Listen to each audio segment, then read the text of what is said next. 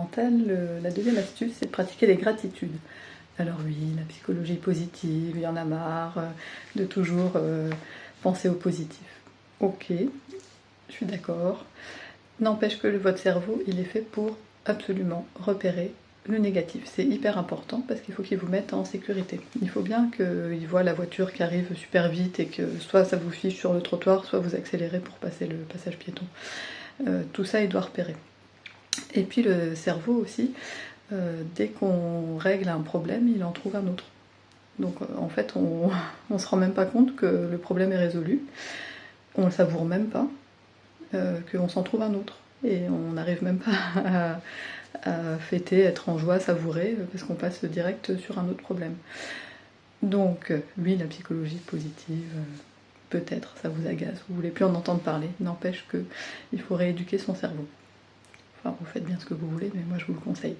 Et pour rééduquer son cerveau, avoir le positif, eh ben, le meilleur entraînement, c'est de pratiquer la gratitude.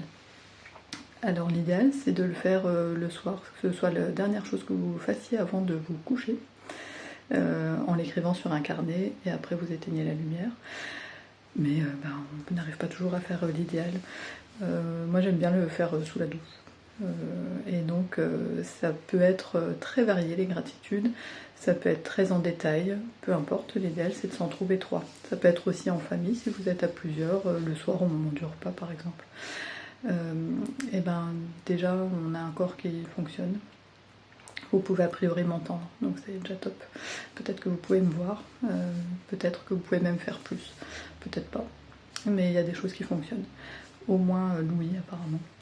Donc déjà merci pour ça, merci d'être en vie, merci d'avoir un toit, merci pour l'eau courante, potable, à profusion et en plus chaude, merci pour le beau lever de soleil, pour la discussion avec la collègue, la caissière au supermarché, la personne qu'on a croisée dans la rue, merci pour ce beau moment dans la nature, il y a énormément de gratitude à prouver, merci Jonathan Lehmann et David Lefrançois qui m'ont appris tout ça.